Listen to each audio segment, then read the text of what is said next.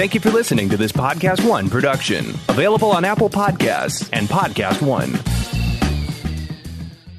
Today's show is brought to you by Bombas Socks. Visit bombas.com/darkness and get 20% off your first purchase. That's BOMBAS.com/darkness for 20% off your first purchase. Bombas.com/darkness. You know, Tim, when I was in school, the cool thing was torn blue jeans, sleeveless denim jackets, white T-shirts, and bandanas. Well, at least that was my image of cool. I was kind of a Bruce Springsteen-y guy. And you were cool if you had it, and you weren't if you didn't. Now, it's Bombas socks that bring out all the envy on the schoolyard, which isn't really all that surprising. I mean, they are the most comfortable kids' socks ever. They're colorful, literally bursting with color. They even have a little colorful bee on them. And comfortable. Did I mention comfortable? So comfortable. Tim and I wear Bombas socks all the time. So when doing back-to-school shopping, I wanted my kids' feet to feel as elegant and perfectly tailored as our feet do. So we got them Bombas socks.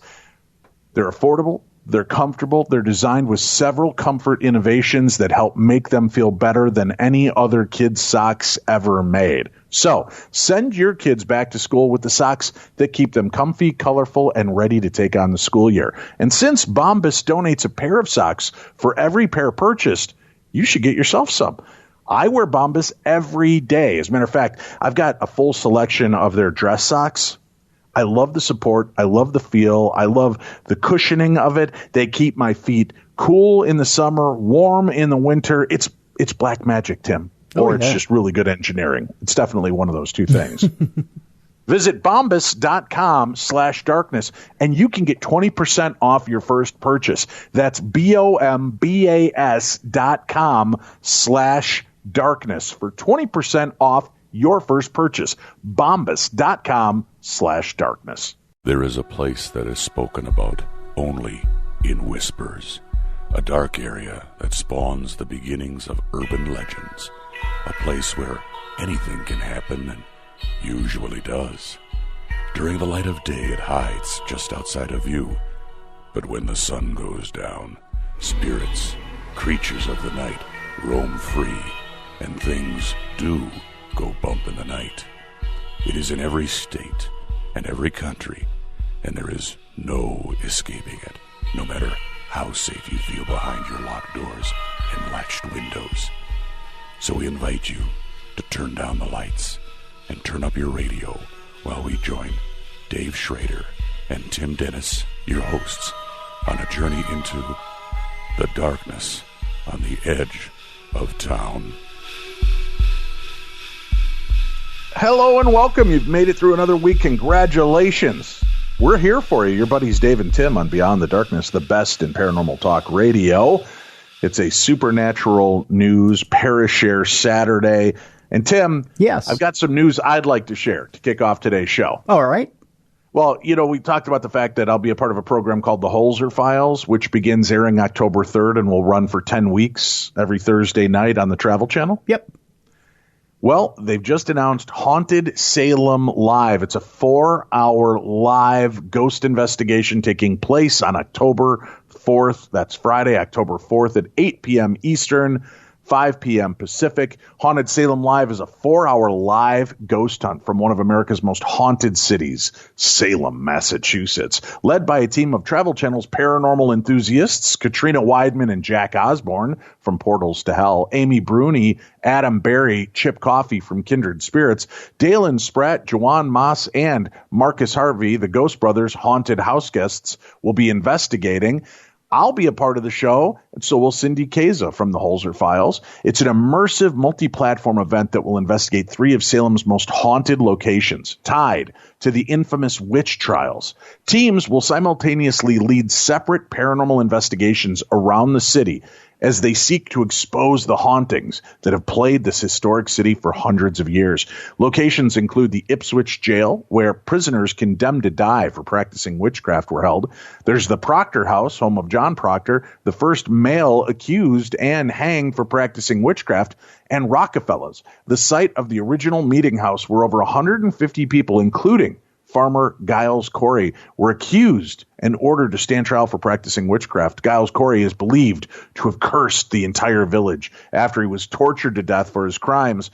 Through an on-location live video stream, fans can actually monitor all of the Haunted Salem live activity on Travel Channel's Facebook live feed, also on Travel Channel, and you can comment findings in real time. You can help direct the team where to investigate next.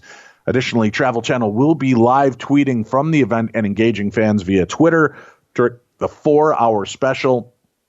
Haunted Salem Live, October 4th. Mark it on your calendars. Make sure that you're a part of it. I get to be one of the historians. There you go. Yeah, so I'm excited about that little jaunt into that. So it's a nice, back to back. I'll be on with Holzer Files premiere episode on Thursday the 3rd, then Haunted Salem Live on Friday the 4th. So it'll be a good time had by all.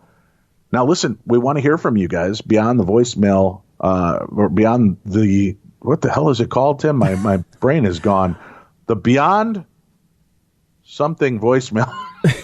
Voices from Beyond. Voices from Beyond. Yeah. That's it, Tim. Let me remind you, Tim, in case you forgot. It's the Voices from Beyond voicemail. Right. Is open 651-300-4977. Last week I threw out the challenge for these people, Tim. You see them all, the ones I'm pointing at? For these people to give us a call and be a part of the show. These people, you say? These people, Tim. So they could call in and tell us their real paranormal stories.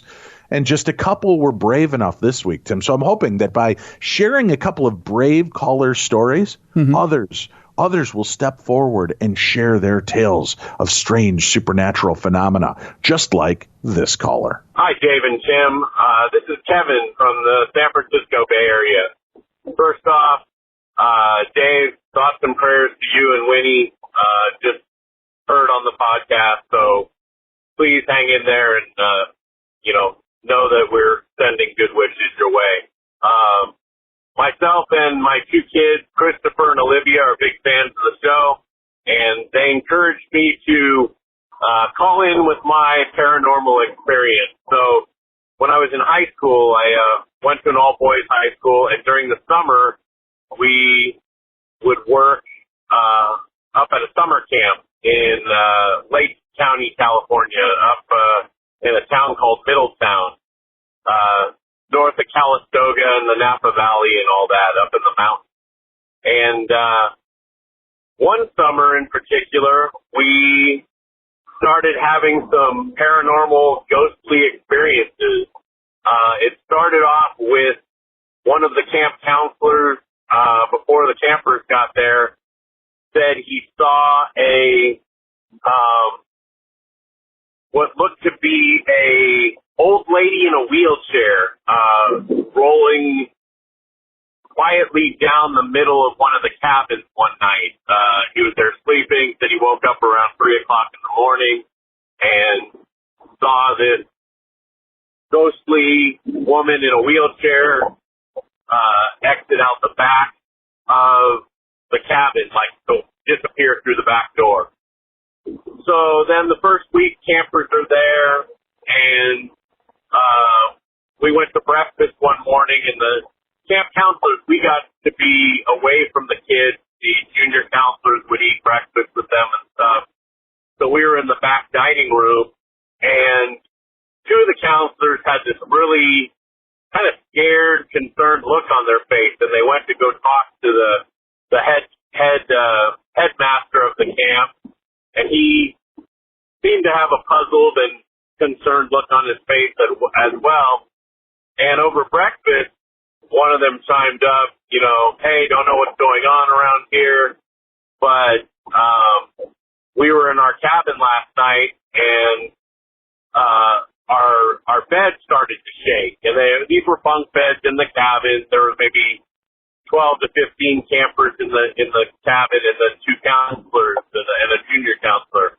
And they said they woke up, and one of them said, this is what I drew. And it was kind of a scribble kind of drawing of a bunk bed and what appeared to be like a ghostly, faceless figure. So now, 2 weeks, and we've had two, unexplainable sightings of ghostly figures in the camp. Another week goes by, nothing really else happens. You know, at nighttime it's dark, it's out in the middle of nowhere, it's kind of creepy, but nothing's happening with the kids there, thankfully. Well, one night, the assistant head of the camp, he used to, like, after lights out around 10:30, kind of do a walk around the perimeter of the whole camp, you know, to make sure nobody was around or out of their cabins or anything like that. Well, there was this old washed out bridge that used to be the, you know, original entrance to the camp, and now it was just a collapsed bridge, but there was like a walkway that you could go across. It was, you know, kind of a crude footbridge, I guess you would describe it as. And he says as he was doing his rounds, he went out there and he saw what appeared to be the ghost of, and if you've ever, or you might be able to look this up online, but it looked to be an old friar with a big long brimmed hat, kind of like the Father Junipero Serra, I guess, would be the best person I could give an example, because he was the most famous friar in, you know, colonial California and all that.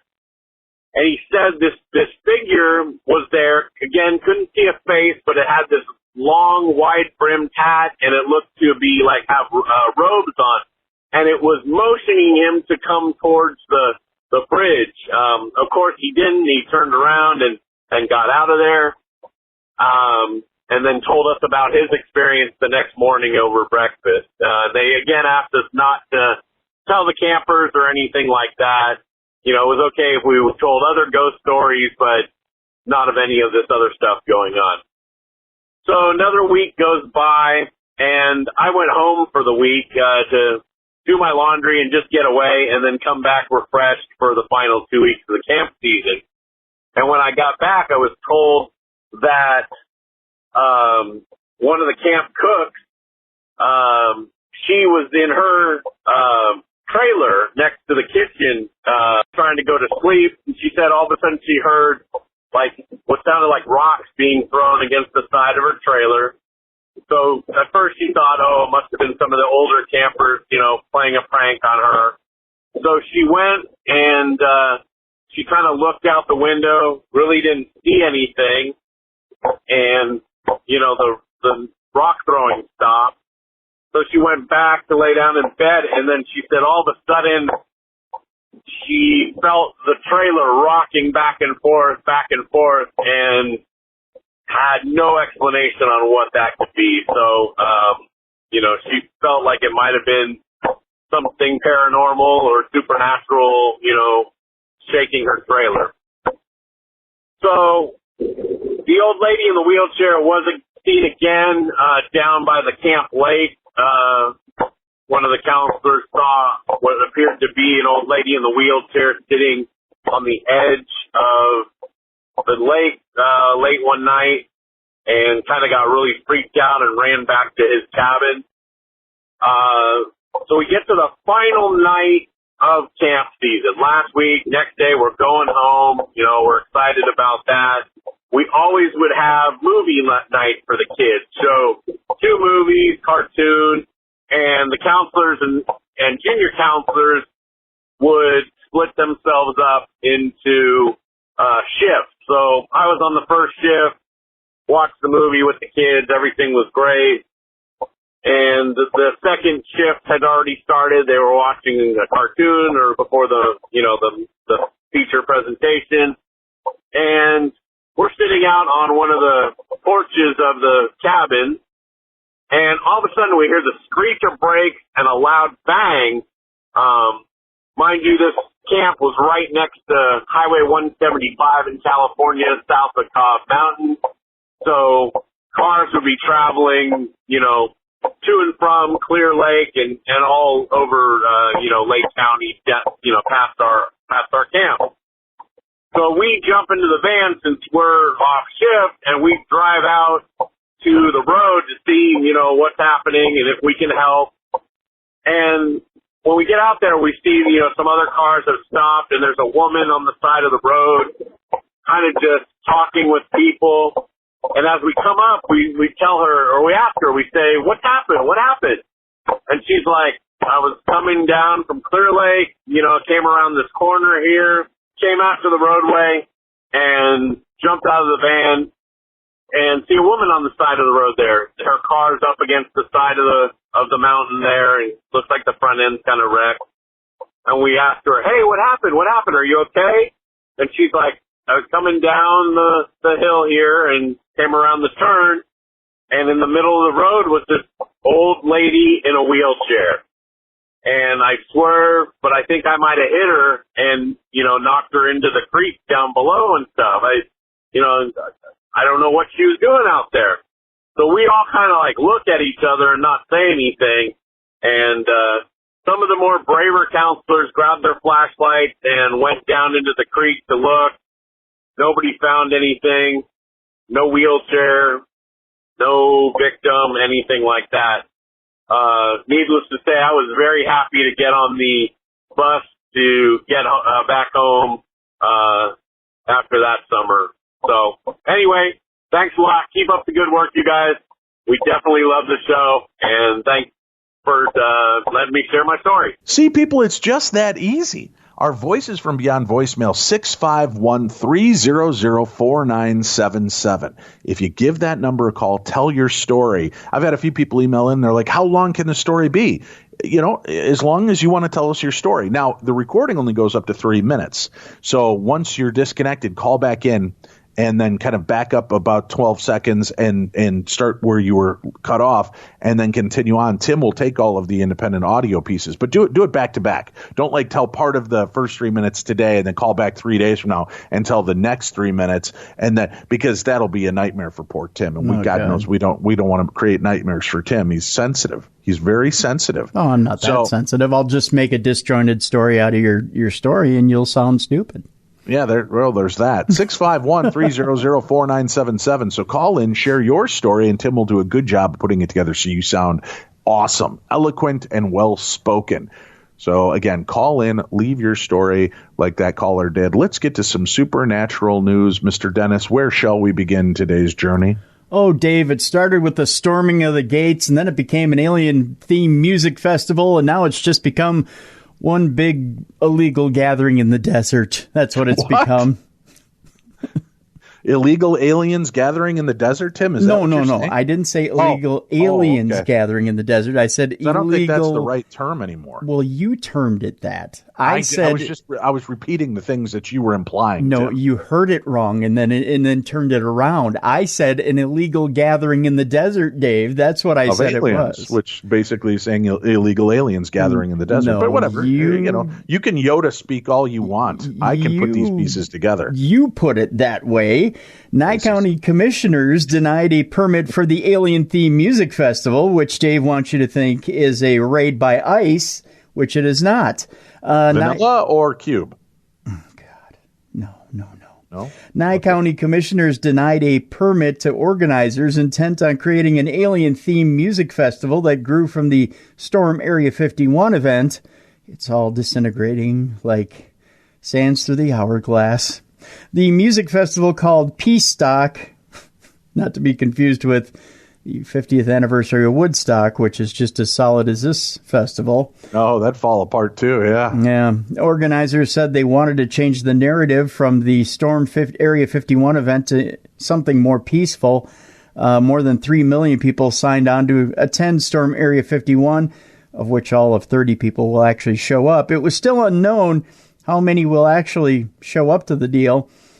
Several Nye County residents voiced their disapproval of the music festival at the Nye County Commissioners meeting on Tuesday afternoon.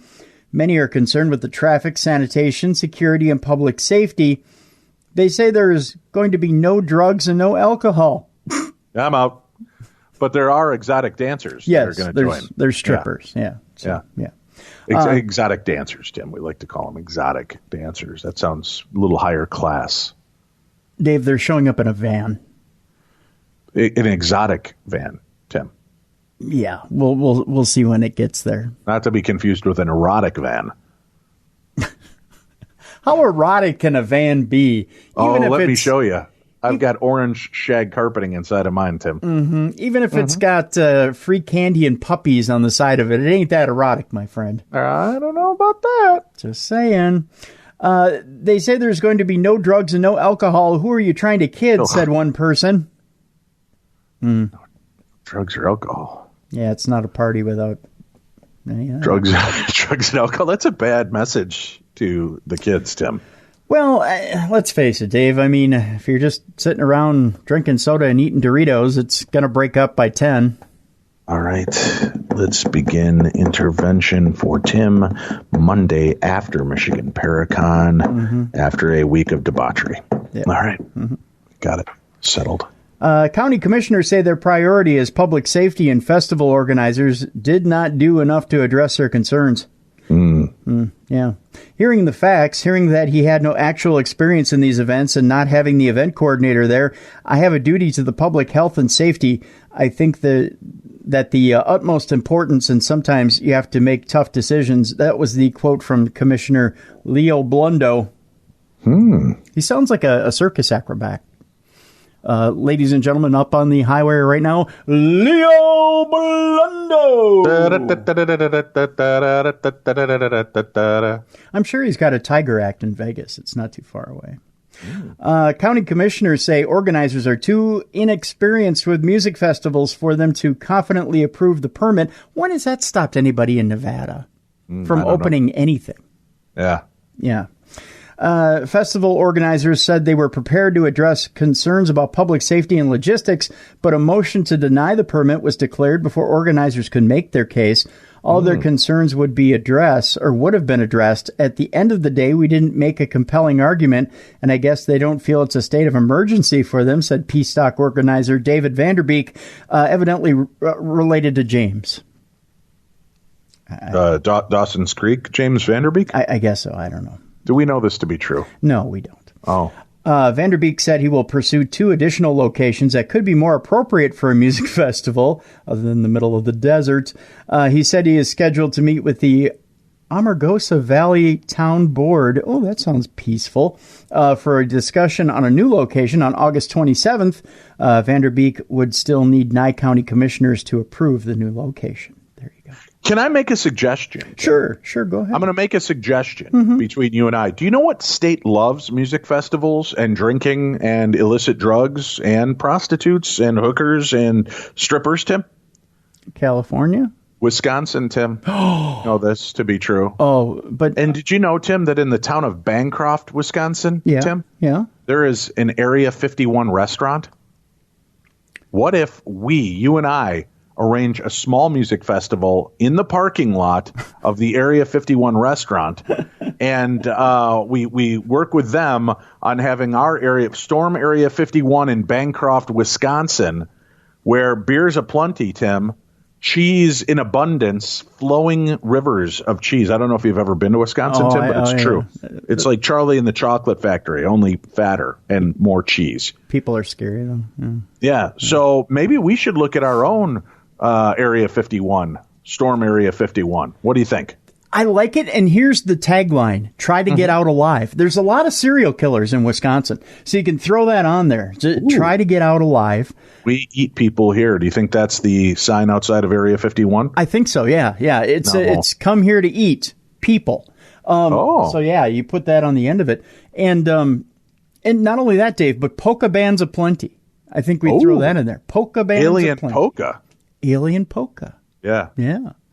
Polka. They have that one big hit, Uranus or Mine. I think we could get a polka band together and rename them Polka and Prada for the, like the handbag Prada, but Polka and Prada, like aliens. What has to do with aliens? So. Well, prodding, poking and prodding, like. How about Polka Alien?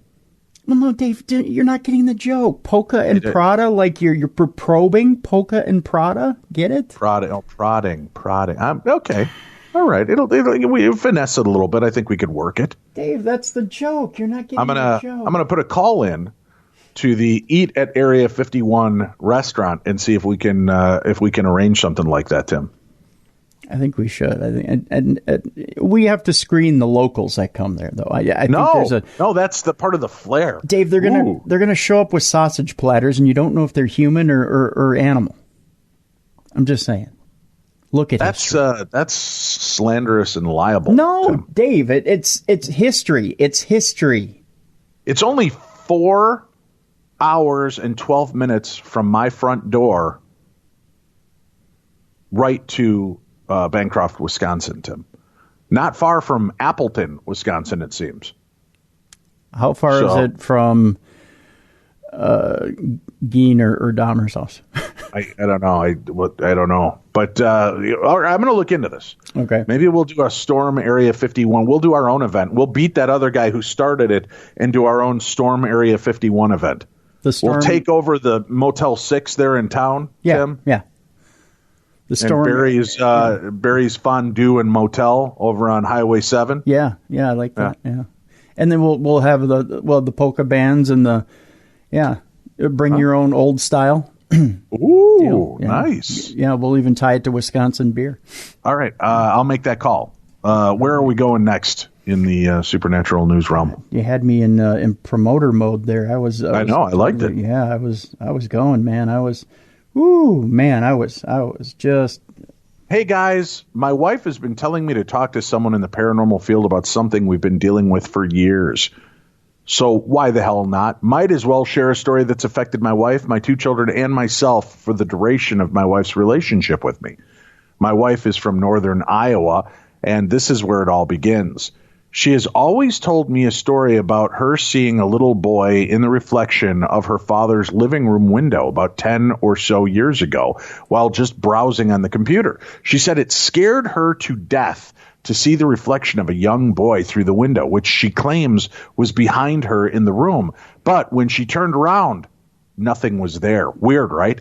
This is just the beginning, though. She saw the boy multiple other times in similar situations, even with a shadow figure peeking on the edge of the doorways at night, which she still sees regularly. I've seen it as well, which validates her not BSing anyone even more. My wife has told me this, has told this story to multiple family members, only for 2 separate family members to suddenly have a look of disbelief on their face when hearing the story about the boy. After asking why they look that way, they told us that they have seen the same little boy as my wife, and it's usually eerily similar to how the first person witnessed him. I'm from northern Minnesota by Walker, and my wife moved up north with me in 2010. We have had to move quite a few different homes due to unfortunate circumstances, and something has followed us everywhere we've went, literally everywhere. My daughter was 3 at the time at the second house we lived in and claimed she saw a boy in her bedroom quite often, even claiming that she would play with him almost regularly. As a 3-year-old, she would claim that he had a hood over his head, which blew my mind knowing she saw this figure with that much detail. We asked my son, who was 7 at the time, about what my daughter has been seeing regularly. Immediately, he claimed he sees the boy too, stating that this boy with the hood would be in his bedroom often, but he didn't seem threatened by it. We have had to move a few times since then, and now it seems to attach to me and my 5-year-old daughter more than anybody. My wife has caught scratches on me, 3 scratch marks, always to be exact, always on my lower stomach or waist area, and they aren't regular scratch marks. They're harsh enough to last on my skin for a good day or two before finally starting to diminish. My daughter gets the same scratches, but it's even appeared on her neck and face.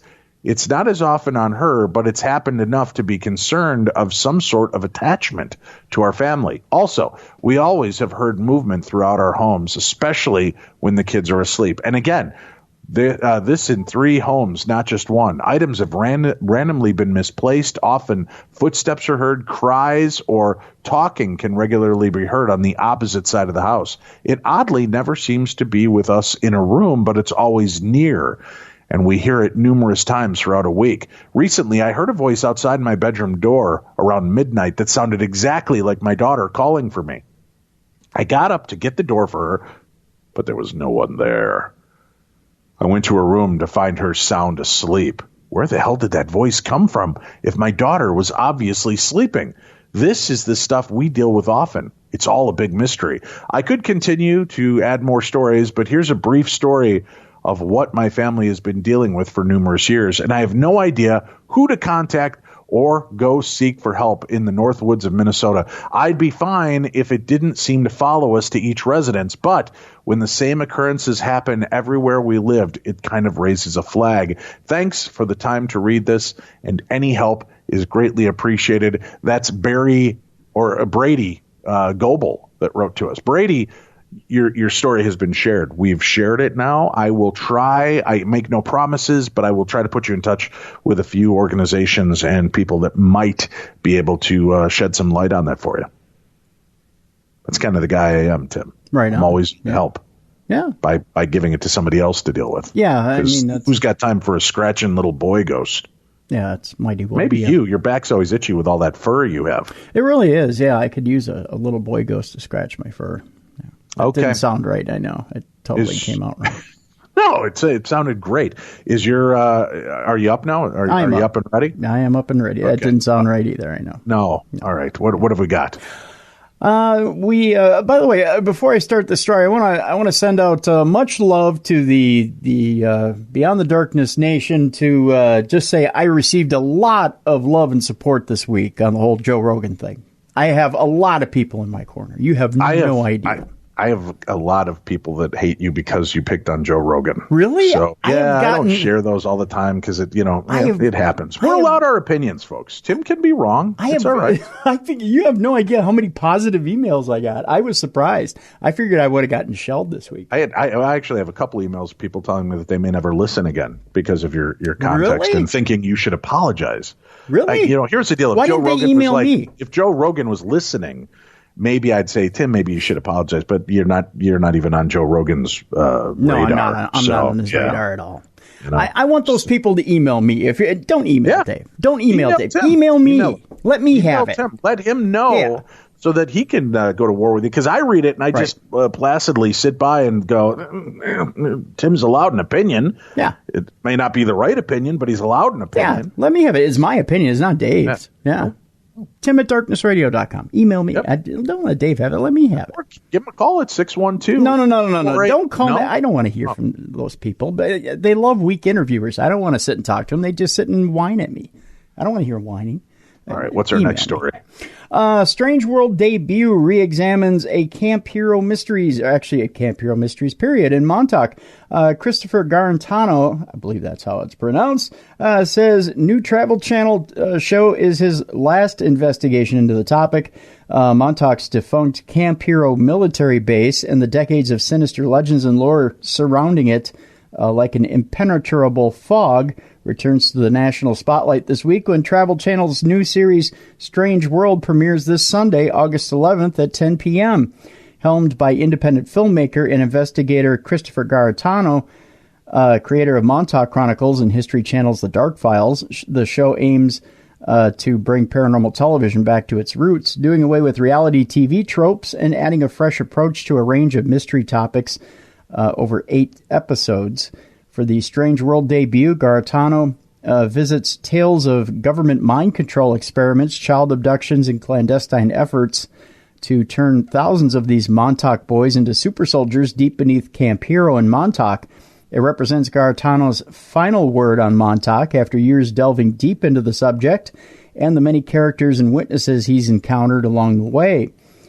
I'm writing a fictional thing, and I'm working on developing that into a series, but I don't think I'll be investigating Montauk again, the filmmaker explains. The first episode of Strange World is my last investigation into the topic. Segueing into the rest of the show, Garantano continues, noting that future episodes explores the... Is it Polybius arcade game? I've never played it. Said to be a government psychology experiment used on kids in Seattle, Washington in the 1980s. The deaths and tragedies connected to James Dean's supposedly cursed 1955 Porsche Spider, Little Bastard, unexplained disappearances into our national parks, particularly on Mount Shasta, and 4 more mysteries. The DNA of the show is variety, he says. Each of these episodes has depth. My idea, before I even pitched it, was to break the current format of paranormal TV to obliterate it, he says. not to end people's shows, but to maybe inspire them to do something new with a format that is tired and repetitive and happens over and over and over again among 17 different shows. Every episode, it always seems to be the same thing, Garitano adds. What I want to bring back is what I grew up with. I had a series of books that I grew up with about the mysteries of the unknown, and I watched shows like Unsolved Mysteries and In Search Of, reruns of those things, and I loved them. They were spooky and they were mysterious and had a style that was all their own, and I wanted to do something very new with that and bring that atmosphere back and get something exciting for the audience. That was the whole idea of variety. Every episode is a different adventure and a different topic, all within Strange World, and there's really nothing like it. Garitano says his Montauk Chronicles documentary and History Channel special The Dark Files, also featuring former CIA operative Barry Eisler and journalist Steve Vogt, served as a sort of proof of concept for his 8-episode Strange World project. It would have been cool to go on and do another investigation with Eisler and Vogt. I know it rated well, but sometimes fate has a way of turning in a particular direction, and I can't be more grateful than I am about what we just made, he says, adding, I worked really hard to make this new series. The fact that Travel Channel bought into 8 episodes of Strange World speaks highly of Garitano's concept and ability to deliver intelligent yet entertaining TV. They don't pass out television shows like they're giving out candy, he says. I might giggle at that line, though. Acknowledging that he had excellent support from the network, of course they believed in it.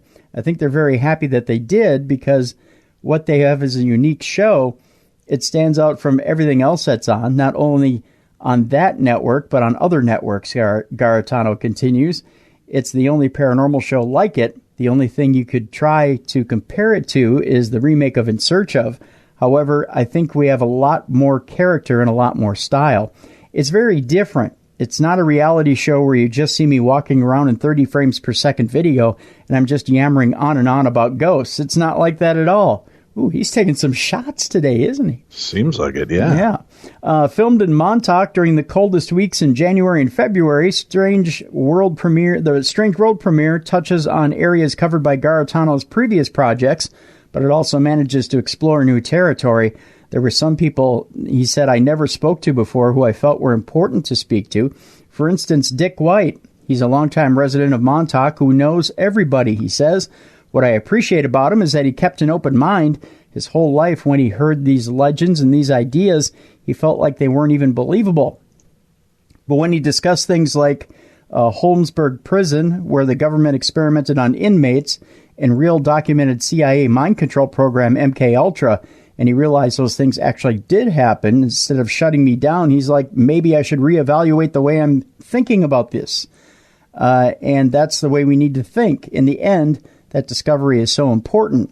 Garitano also met with Brian Minnick, a linchpin in his investigation on the Dark Files, who brought new evidence gathered from his vast library of photos and video taken inside many buildings on the Camp Hero grounds. Minnick has these great photos of the alleged acid houses, which I think are close to proof, Garitano says, recounting images showing psychedelic wall murals that have been previously applied. You have to consider them at the very least. Why are these things on a military base? They weren't designed by kids, and they're in line with some of the past LSD experiments. You have these rumors surrounding it and connecting all the dots for a second, instead of just denying that this happened, especially with all of these other programs that happened. Finally, Strange World introduces a new witness who claims he was experimented on beneath Camp Hero. These are all important elements. They keep popping up, and I think what it requires is someone to keep looking, Garitano says, noting that his work at this point is done. I've looked for so long in security at Montauk without giving up too much about the episode. They put up such a resistance now, he adds, pointing out that he was fully blocked from filming an episode of Ancient Aliens on site before working on Strange World. These and other efforts to stymie his work, along with his discovery in Montauk Chronicles, The Dark Files, and especially Strange World lead Garitano, that's a weird sentence, to feel quite certain something is hiding beneath Camp Hero, and it's probably nothing good.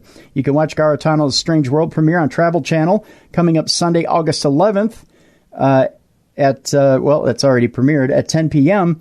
To see what brought him to the conclusion. Speaking of big premieres, Ghost Hunters is back on A&E, and we've got two of the new team that will be part of our show tomorrow. Ghost Hunters returns tomorrow right here on the best in paranormal talk radio, Beyond the Darkness. And if you love TV, like Tim and I love TV, then you need to treat yourself to a secret. Tim, I'm ready to share the secret for the first time today with our listeners. Okay. I'm talking about Pluto TV. Oh, no, don't do that. Don't do that. No, I'm going to talk about it, No, Tim. don't do it. Pluto TV is the leading free streaming television service. You can watch 100 TV channels, thousands of movies on demand, all for free. But don't do it, folks. Don't go there. You shouldn't. Why should you enjoy free TV and free movies? And especially when you don't need a credit card and you don't have to sign up. No. Avoid it like the plague. There's no reason for you to go there. I'm trying reverse psychology, Tim. Oh. Because when you tell people don't do things, they immediately do it. Don't give me money. Pluto TV is easy and completely legal way to watch your favorite TV shows and hit movies. So what are you waiting for? Tim to come load it for you and push the play button? That ain't going to happen. Oh, okay.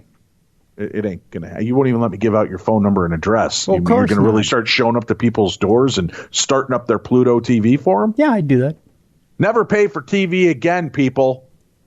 Get off the bandwagon. Moving pictures, they're not going to be around long, Tim. This intranet, it's the new wave. So download Pluto TV for free on all of your favorite devices today. On your phone, Roku, Amazon Fire TV, Apple TV, smart TVs, PlayStation, hell, anywhere else that you can stream. Stop playing the corporate game. Get Pluto TV right now.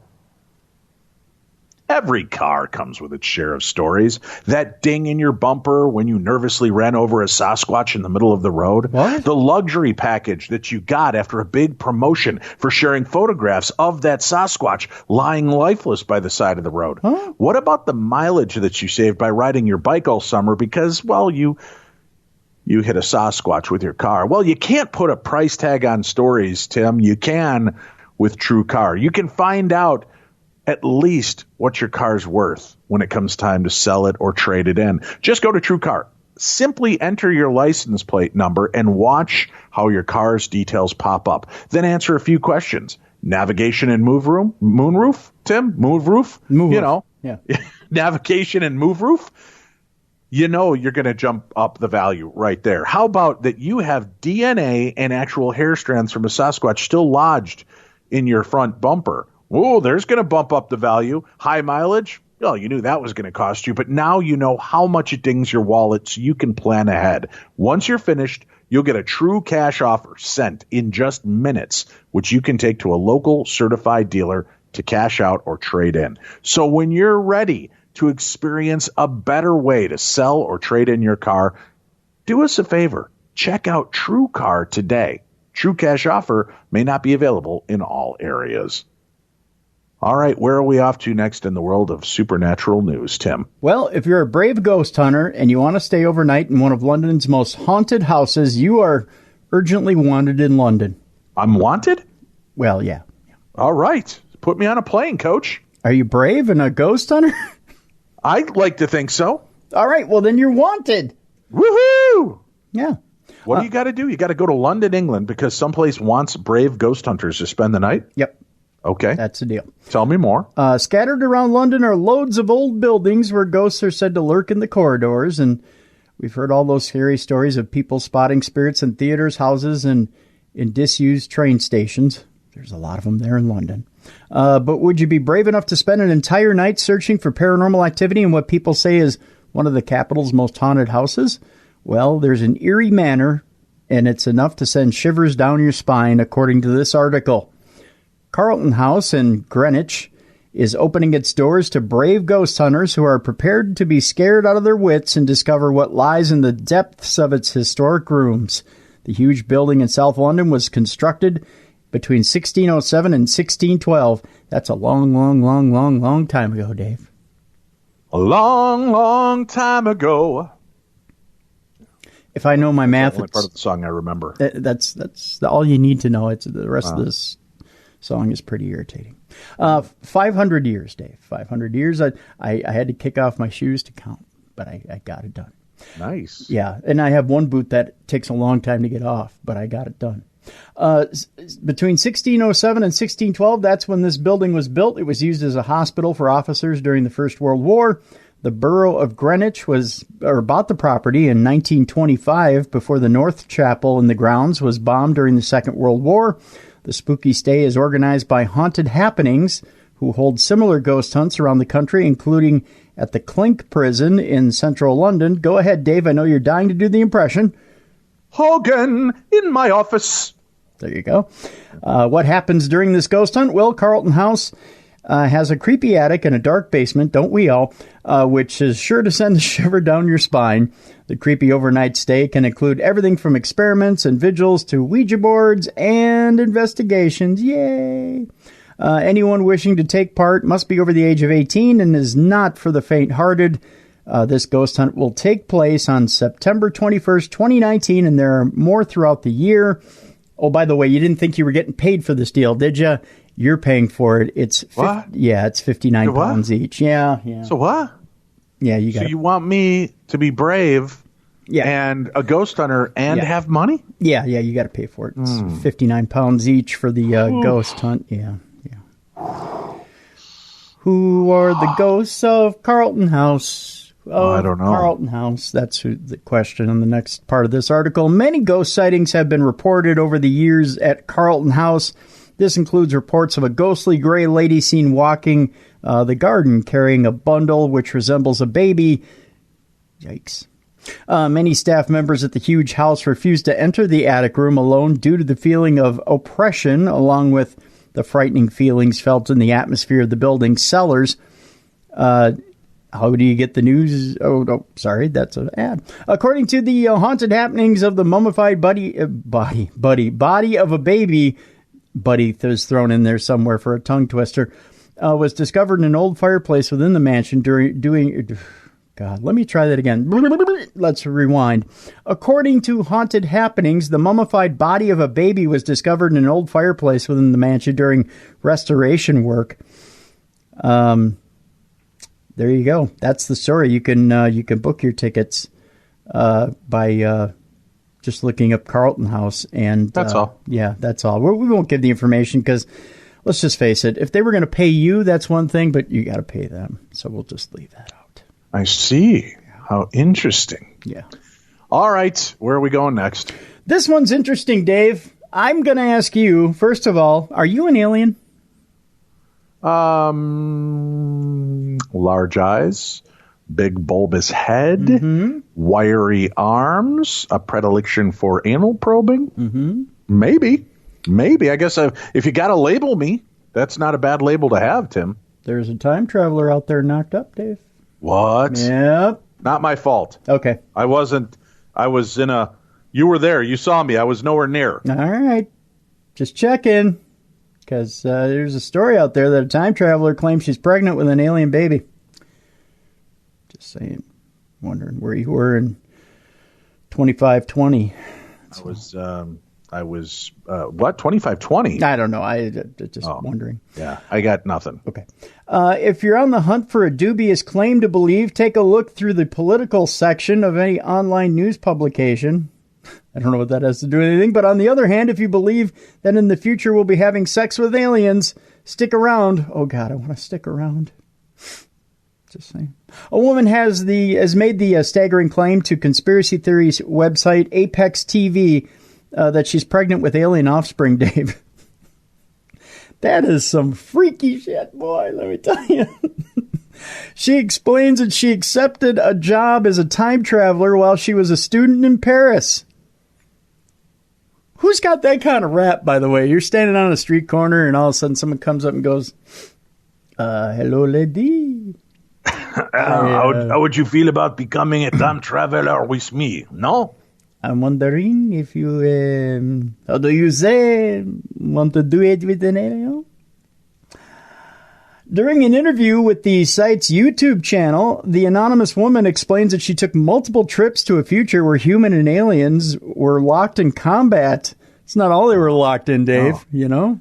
Be our guest, put our love tour to the test. You have to separate them with a fire hose, evidently. I guess, yeah.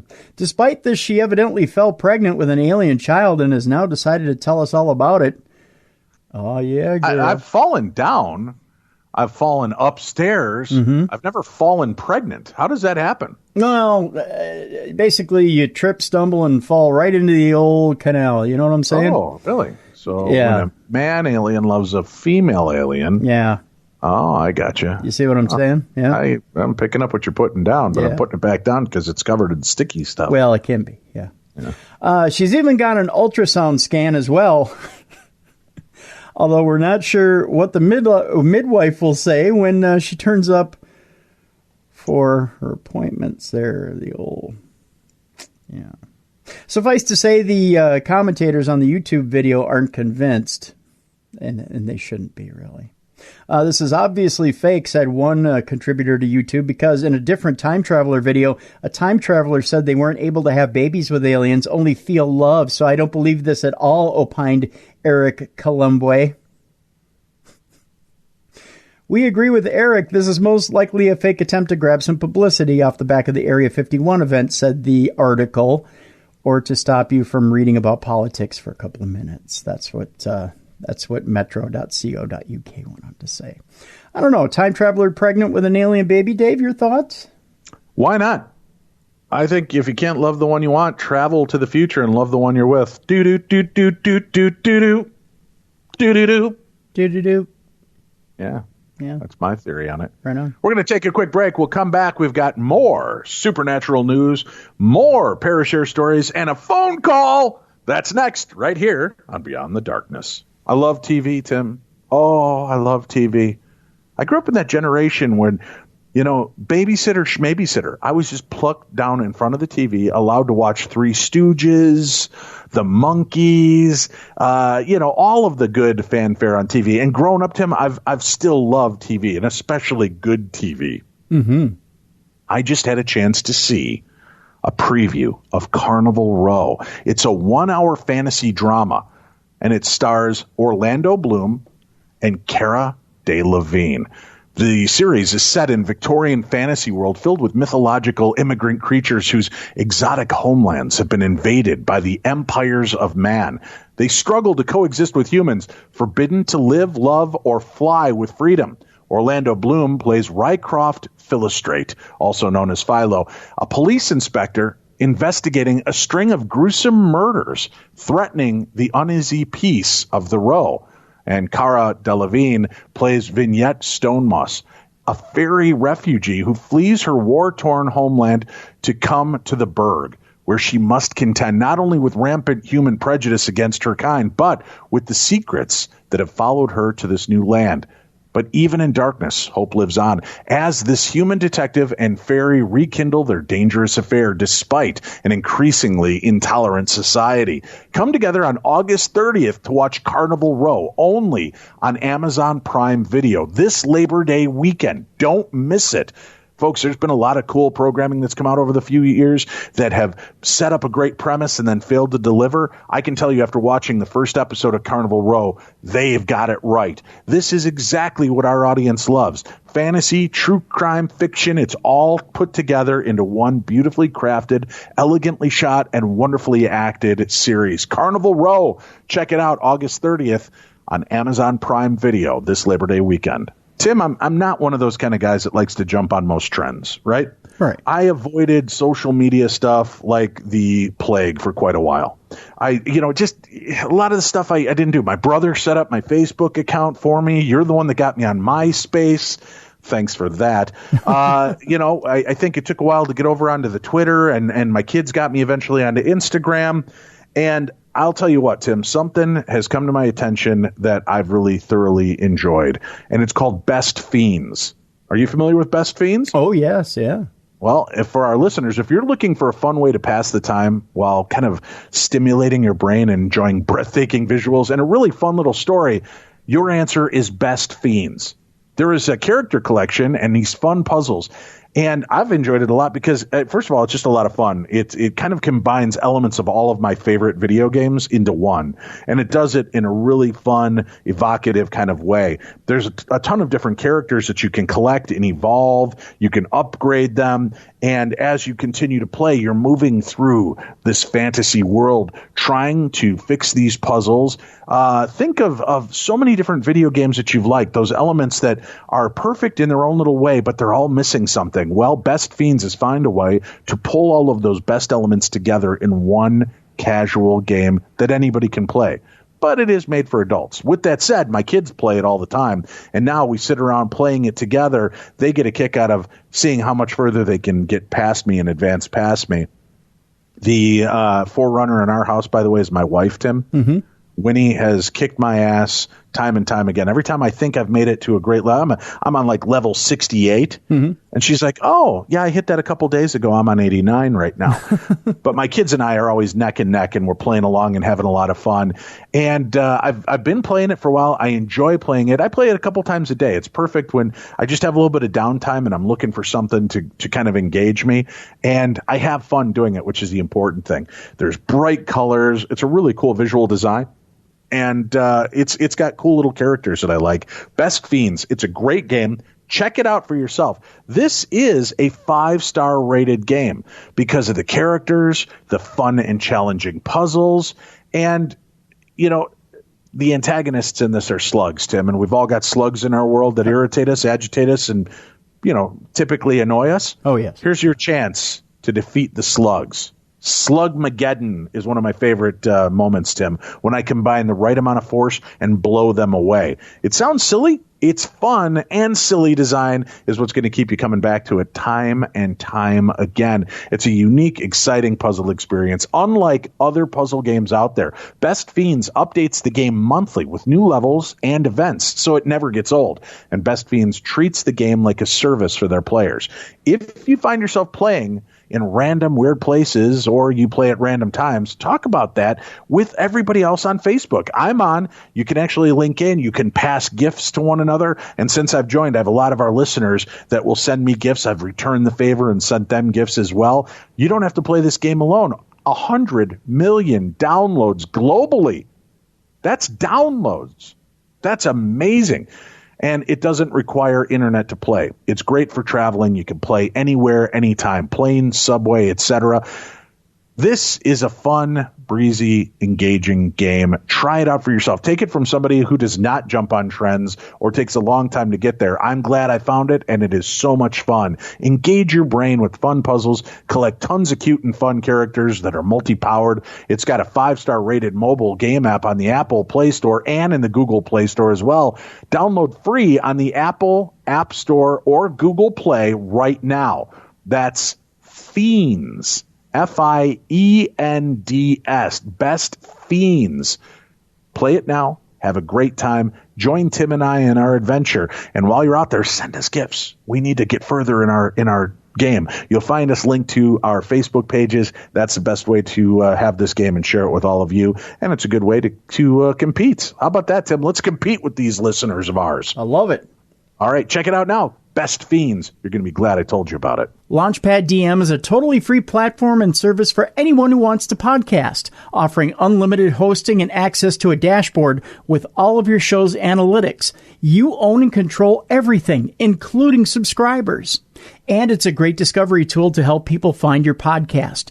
You may even get invited to join the official Podcast One roster with even more perks like access to producers, marketers, sales teams, and more.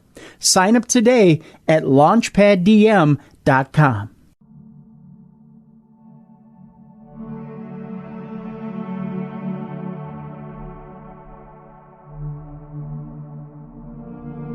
Beyond the darkness.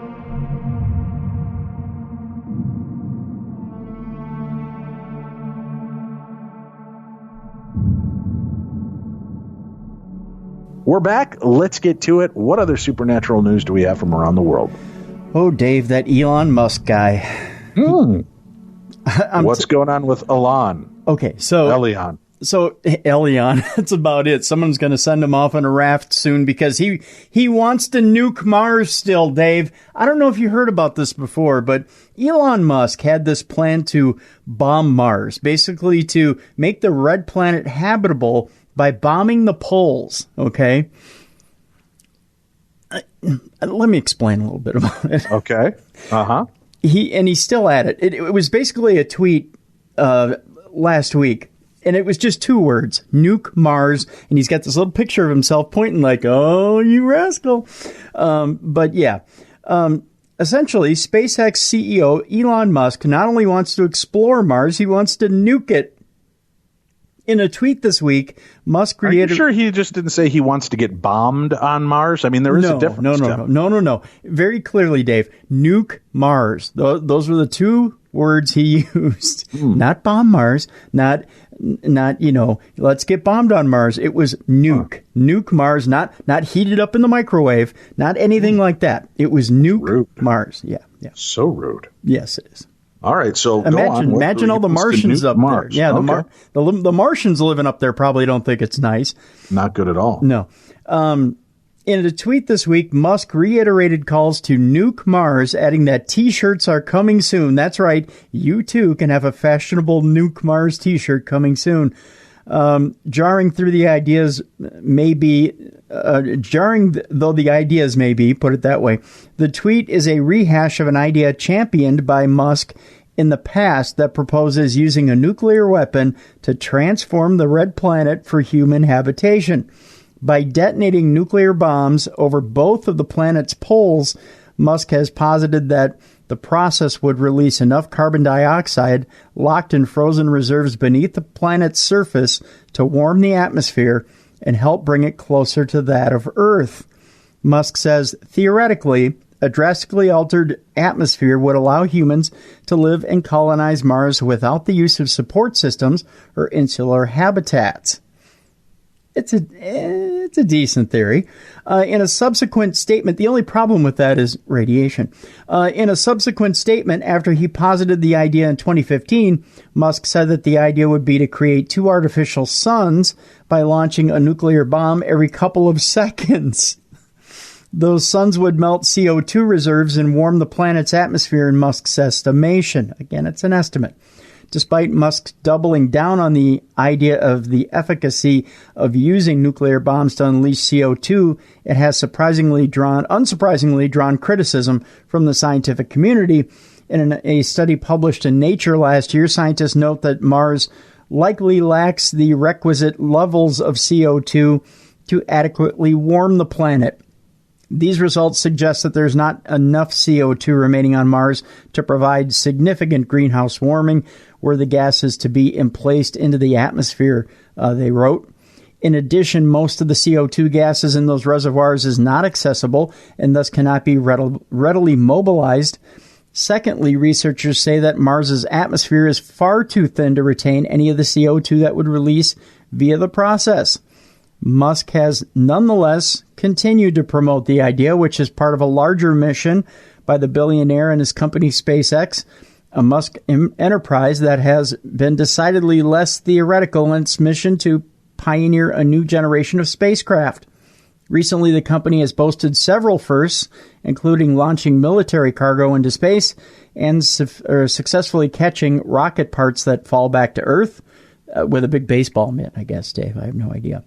SpaceX hopes that... I think you've watched way too many Looney Tunes cartoons. I may be. If that's possible. I think one of an anvil might have fallen from space, too. That one was caught by Wile E. Coyote, I believe, yeah. SpaceX hopes that its Big Falcon rocket, which...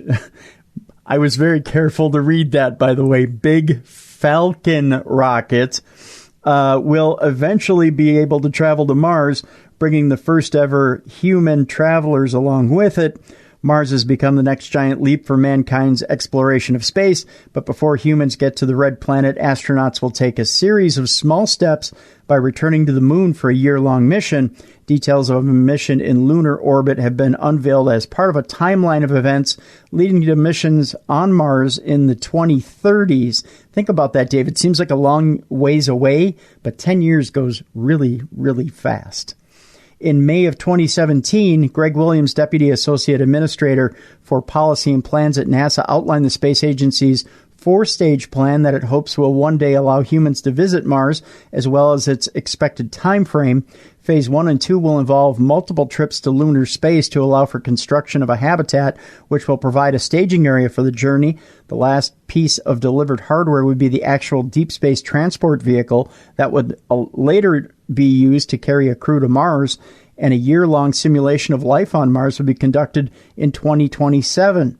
Phase 3 and 4 will begin after 2030 and will involve sustained crew expeditions to the Martian system and the surface of Mars. So what do you think, David? In one respect, Elon Musk wants to nuke Mars and try a very much experimental deal where he's going to blow up the reserves of CO2 and see if he can't warm up the atmosphere to make it habitable. But in the second didn't we cover this in Star Trek II, The Wrath of Khan with the Genesis bomb?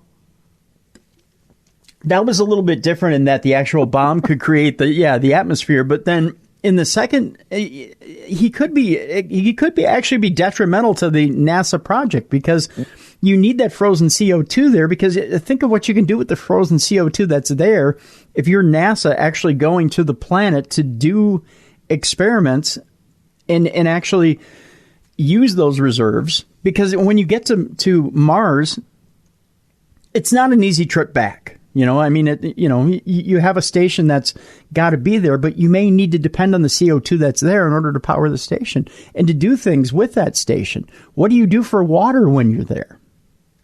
You may need that CO2 to help, to convert to help make water. You and all your sense, Tim. Knock it off. So, Elon's over there going, let's bomb it. Let's make an atmosphere. And I bet NASA's probably shaking their heads going, no, we need that. We need that CO2 to do other things. We have plans for it. So, well, there's that. Yeah. Hey, our phone lines are open. Voices from the...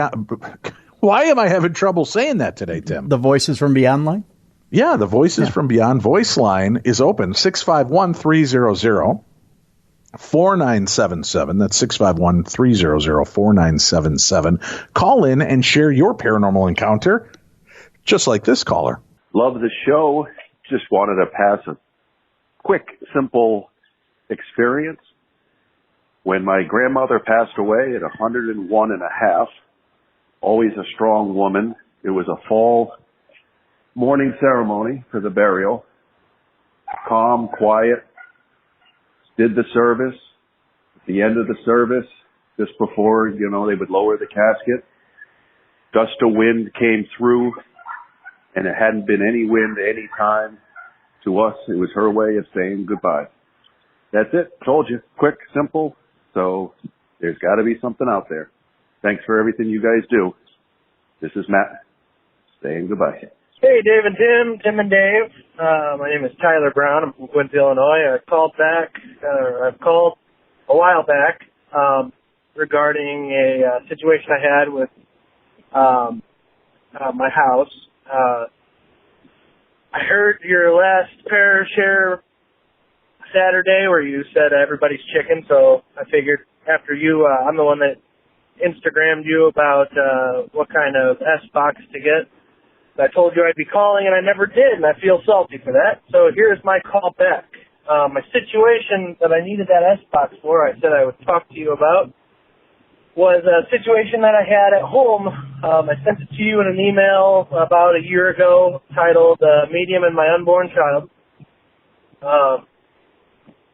Ever since then, I now have a situation in my household where I have all these LED puck lights in my house that go on and off on their own, usually early in the morning, and sometimes on command, which is odd sounding, but one day, I was walking up to it, uttering it under my breath. I said,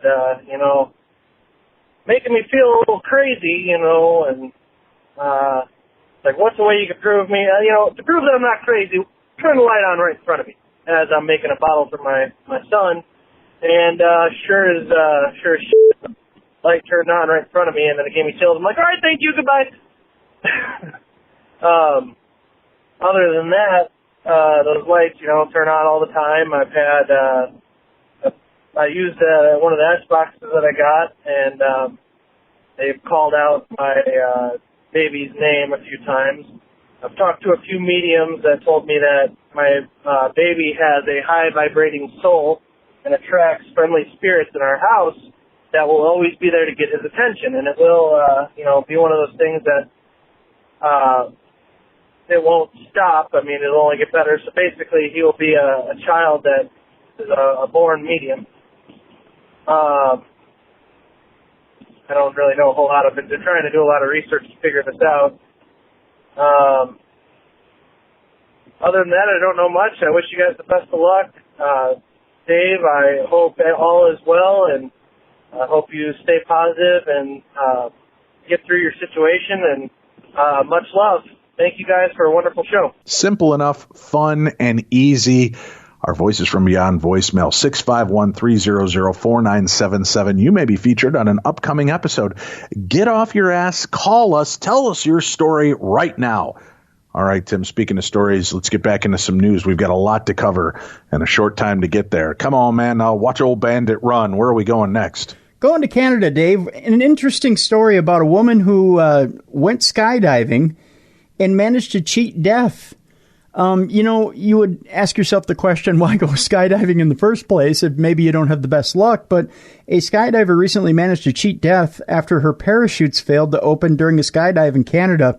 What might sound like the stuff of nightmares became chilling reality on Saturday after the 30-year-old, whose name has not been disclosed, experienced difficulties during her descent. The woman had been participating in a jump in Quebec's Parachute-Maze adrenaline skydiving facility near Montreal Mirabel International Airport at around 6 p.m.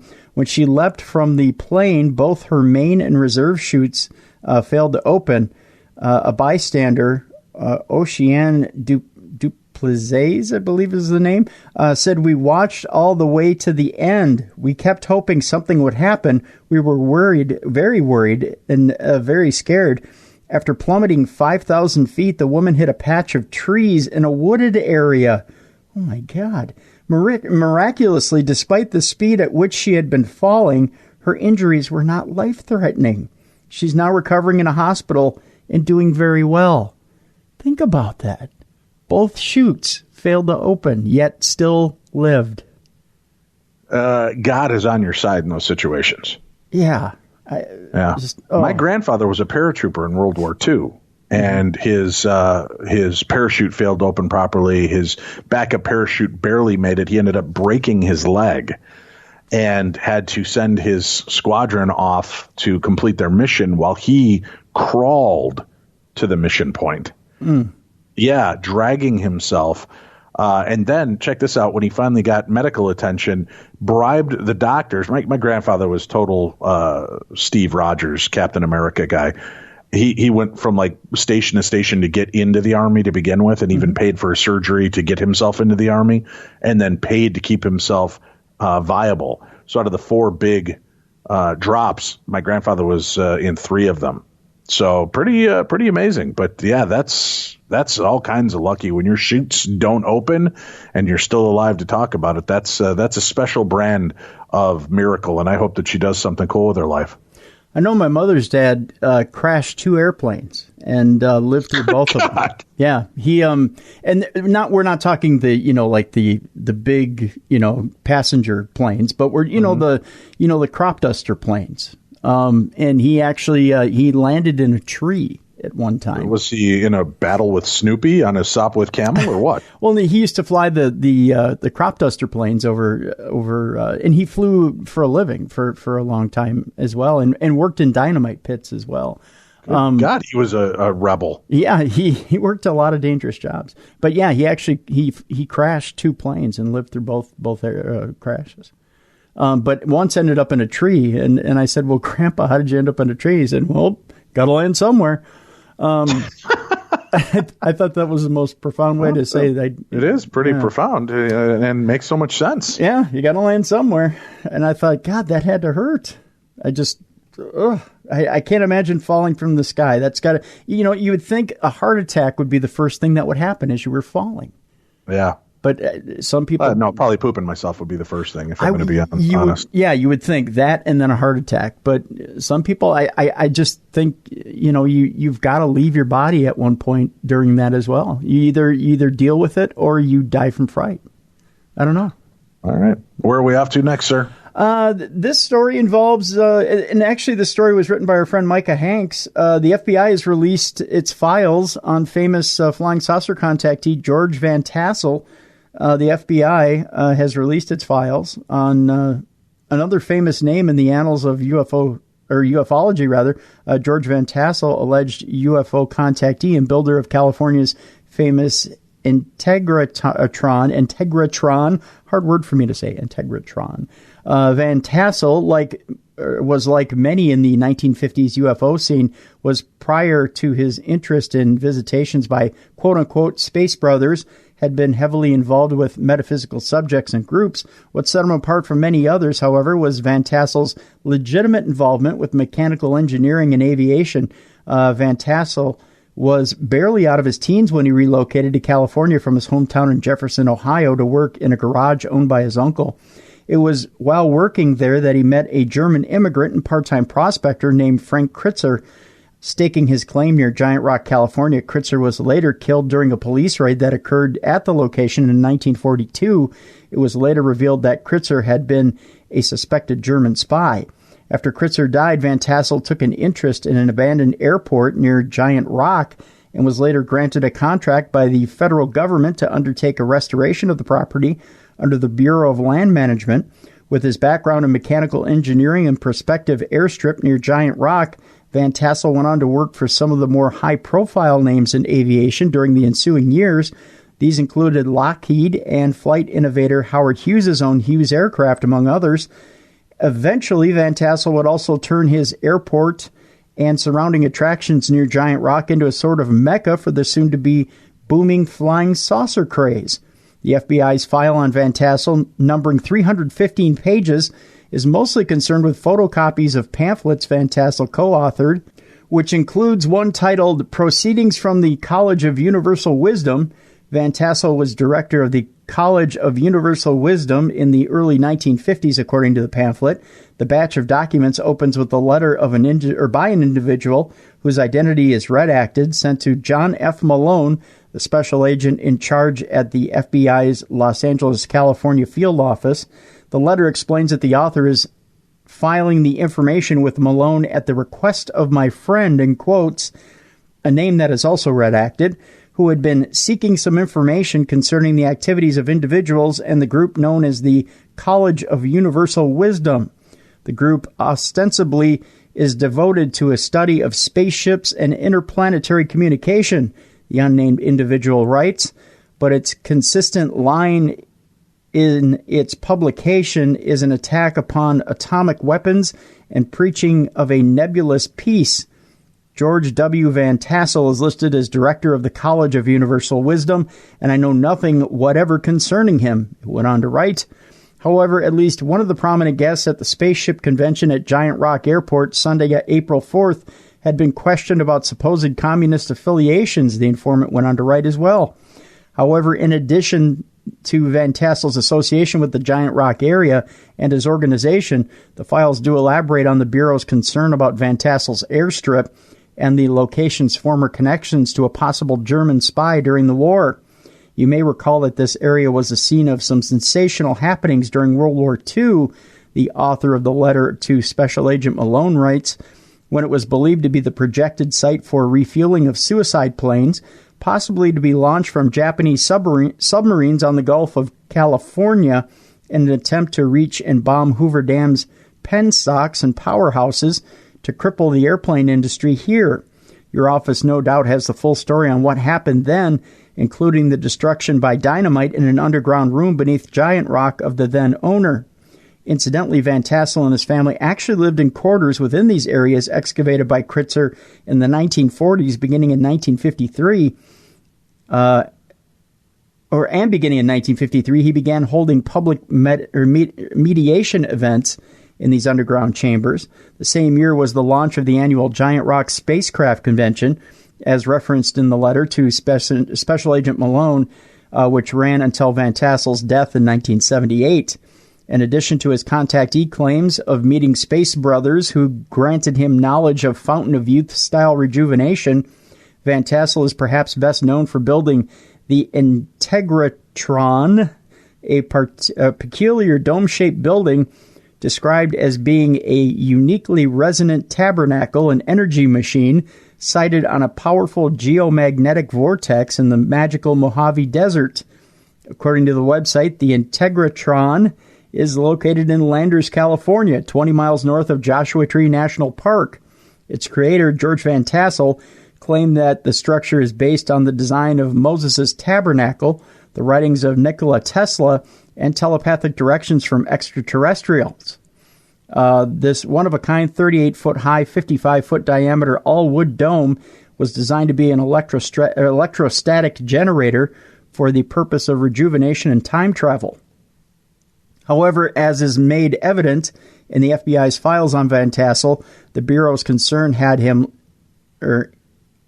with him had less to do with claims of meeting space brothers and everything to do with whether his College of Universal Wisdom had been a front for a Communist Party fundraising apparatus. A report dated August 4th, 1954 outlined the Bureau's apparent fears in this regard as follows. The saucer groups appear to be another means of raising funds for the Communist Party, which chosen be the Communist Screening Group. Members would be given further indoctrination. A very conceivable place to clear them would be through such place as Giant Rock Airport, located approximately 15 miles northwest of Joshua Tree, California.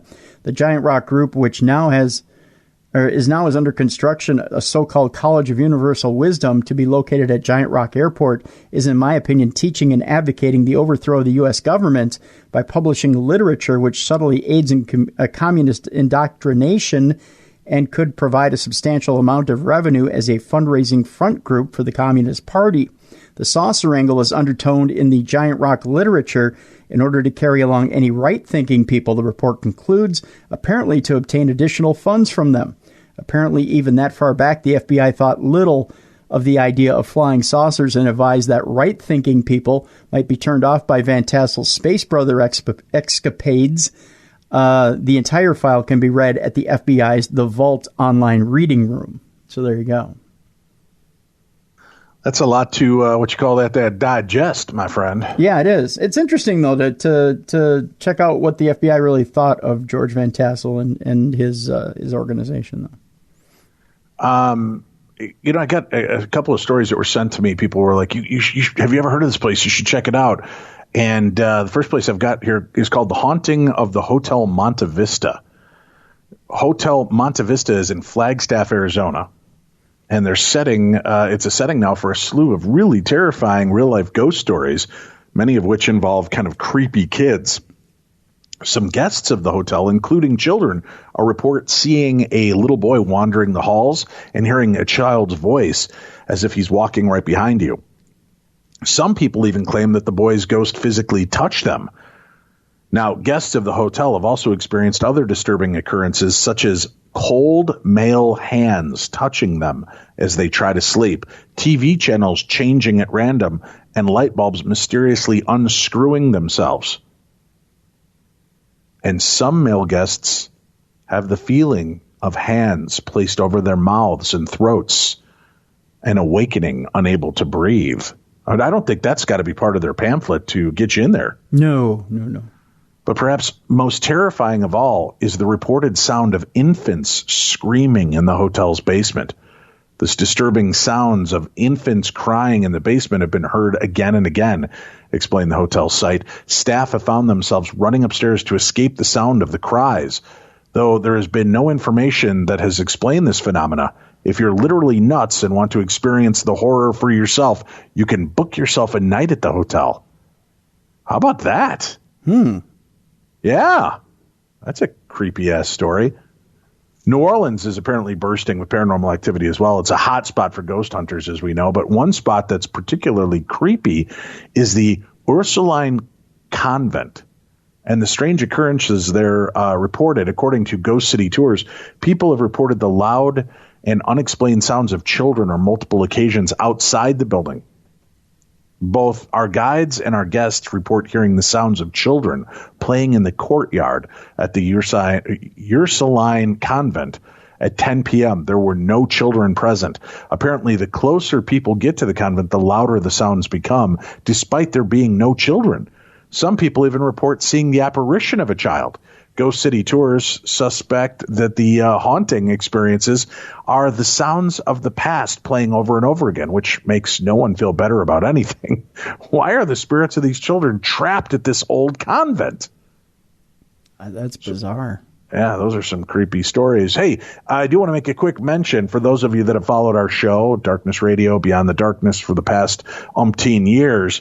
Many of you asked, what happened to Mally Fox? Well, the truth can now be told. Tim has had her locked in his basement in a well where he lowers her buckets of lotion to rub in or she gets the hose again. That's right. But he has finally let her out. And together they are working on a new podcast called Mally Fox on the Rocks. The first episode is up and available on YouTube, I believe, right? You're close. What is it? You almost got it right. It's called On the Rocks with Mally Fox. That's what I said. The Fox of Rocks is Mally Fox, wearing socks on a box, eating lox.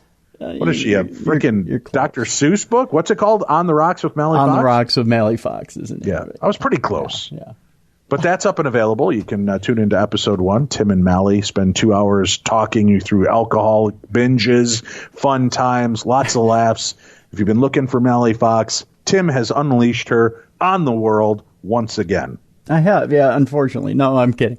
No, it's a great episode. It's all about Mally and her interests is what it is. And it's tied to her Paranormal Girl brand and she's got her own YouTube page. If you look up On the Rocks with Mally Fox, it's right there. You can, and that's how you get it. You can also, if you follow her on social media, on Facebook, on Twitter, on Instagram, the link is on there too. So, but if you just go to YouTube, look up On the Rocks with Mally Fox, it's right. She's got her own page. Subscribe, and you'll get the show. Now to explain, the show is a once a month show. This is the reason why, Dave, because as we do the show, we have a special cocktail that we make during the show, and we give you the recipe for it. If we did the show every week, we would be in rehab in a month, or 2 months, and our livers would be shot.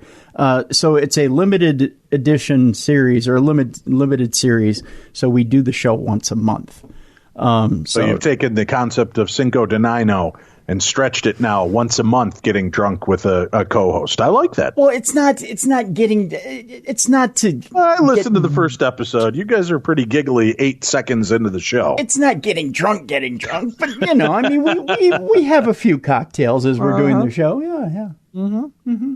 Very cool. All right, where are we going next in the world of supernatural news? Ghostly snow kangaroos, Dave. That's where we're going. What? Ghostly snow kangaroos. I haven't. It's not that I've been having too many Dirty Shirleys, which is the first cocktail we have on the Rocks with Mally Fox. It's that Australia actually had ghostly snow kangaroos lighting up Twitter recently. Yes, yeah. Some parts of New South Wales got hit by more snow than they've seen in years. Global warming my ass, Dave. It's snowing down there in New South Wales. How do you really feel? An unusual snowfall in New South Wales, Australia over the weekend led to surreal images of kangaroos hopping through a white landscape, Dave. I can't even see. It's that Dirty Shirley. The Weather Channel had some areas received up to 5 inches along with winds of up to 70 miles an hour. That's a snowstorm for you. Yeah, it is. Not something you see every day in Australia, tweeted one person, Stephen Grenfell, who captured some of the viral footage, kangaroos in the snow. Grenfell said on Twitter that the area in his clip is about 3 hours west of Sydney, and while it does snow a couple of times a year there, the weekend snowfall was the most he had ever seen. Others also shared photos and footage of kangaroos bouncing through the snow on Twitter. There's all kinds of tweets here and lots of cool photos of these kangaroos just bouncing around in the snow, having a good time. including one saying, lots of kangaroos out in the snow today. Most would hoop off as soon as they see you, but these two stayed long enough to get some photos. And you just see kangaroos playing around in the snow like it's no big deal, Dave. They love the snow. Well, it is no big deal now. They're playing in snow. They deserve it, those hot bastards. I wonder if they get snow in their pouch, if it just gets moldy and gross in there, though. Ew, yeah, I wonder. Yeah, this begs the question, why don't we have more kangaroos in Minnesota then? We have snow all the time. Damn it, I wish we did. I missed the kangaroos when they were at the Minnesota State Zoo. Stupid fool. Yeah. All right, where are we off to next? Well, this is the last story I have for today, Dave, and I saved the best for last. I'll be the judge of that. Oh, Dave, did I get a story for you? What? Have you rode the subway in New York often? Have I? Never. No, would never plan on it either. Oh, I have, and it's a fun little trip, especially when you're going uptown. And I tell you, you see lots of good things on the New York subway, on the New York City subway, especially if you ride the 6 train. And commuters on the 6 train got a very interesting thing recently when they were riding home. Mm-hmm. Okay. Commuting can be such a bug, Dave. In fact, there was a gigantic praying mantis which terrorized New York City subway riders as it hitched a ride on the 6 train. You know, you get some giant things in New York City. You get giant rats. You get all kinds of giant things. They grow things big in New York. They really do. But a praying mantis ensured that there were no flies on commuters as it hopped aboard a New York subway train this past week, and it caused quite a stir. City Councilman Keith Powers was traveling uptown on the 6 when another rider told him that his head was dangerously close to the long-legged insect. And when I say this thing is big, I don't exaggerate when I say big. He snapped a picture of the mantis as it clung to the metal inner frame of the subway cart and stared at passengers. This thing just stared people down. Now, captured in its synonymous praying pose, the bug seemed unfazed by worried people that were around it, eyeing up its sizable green and brown torso and black eyes. Sharing the post to social media, Powers wrote, "Like most New Yorkers, I'm frightened by the gigantic praying mantis on the subway, but also relieved that he didn't yell, 'It's showtime!'" The latter part referred to subway performers who often yell the phrase "showtime" before carrying out a dance-based or aerial display inside train carriages. The tweet has been liked 1,400 times and retweeted 220 times as of Wednesday evening. Equally amused and horrified by the insect, social media users left comments including, "Oh my God, scary," and "holy crackers." I don't know that holy crackers is... Holy crackers! Yeah. Watch your language. This is a family show. I know, right? Holy crackers! Holy crackers! Account Bird Lawyer joked. That's an interesting name. Careful, last guy who saw that to her got his head torn off. I've seen roaches, rats, but that's creepy. #CityKid, replied Roger Clark. Anything that eats mosquitoes is okay with me. Oh, commute and safari in one, Nama Yehuda added. City Council Speaker Corey Johnson credited the New York City transit boss with the new passenger. Andy Byford continues to improve the subways and up the game, he wrote. Powers later posted the shot of the movie poster for 1950 disaster thriller hit The Deadly Mantis. The film fittingly sees the giant insect being tracked from the North Pole to Manhattan by a U.S. colonel and a paleontologist. Now, to give you an idea of how big... Oh, wait, there's more to the story. An account for Roscoe the Bedbug Dog chimed in to state that it's better to find a praying mantis than bedbugs hitching a ride. Opinions of New York wrote, "Wow, the only other gigantic praying mantis I've seen on the subway was New York City Mayor when his SUV taking him to his mid-morning workout broke down. Ha ha ha." Another user jested that it must be a Teenage Mutant Ninja Mantis. Even the official MTA subway Twitter account responded, sharing a GIF of film character Beetlejuice stating the words "It's showtime," to which another user replied that the account wins the Twitter award. Now, to give you an idea of how big this praying mantis is, if you know what the area above a subway car looks like or how big it is, it's about maybe, I don't know, 1.5 feet above from the door frame to the ceiling. This thing was half of that. So this thing is probably a good... it's probably a good foot long. It's about a foot to a foot and a half long. That's giant. It's just proof giant. That it's all the people flushing their meth. They're creating meth gators. They're creating giant nuclear irradiated praying mantis, Tim. It's just a matter of time until the world is swallowed up by the indigenous species, which are now mutating and growing larger. Yeah, it does not look real. It looks like a rubber animal you would buy like at a joke shop. It doesn't look real. I got a couple other creepy little stories here to share before we wrap up the program. Anybody that's ever been to the Stanley Hotel in Estes Park, Colorado, can be overwhelmed by the beauty of the place. And they tend to forget just how creepy it can be as well. In June of 2017, a family reportedly attended a spirit tour at the hotel.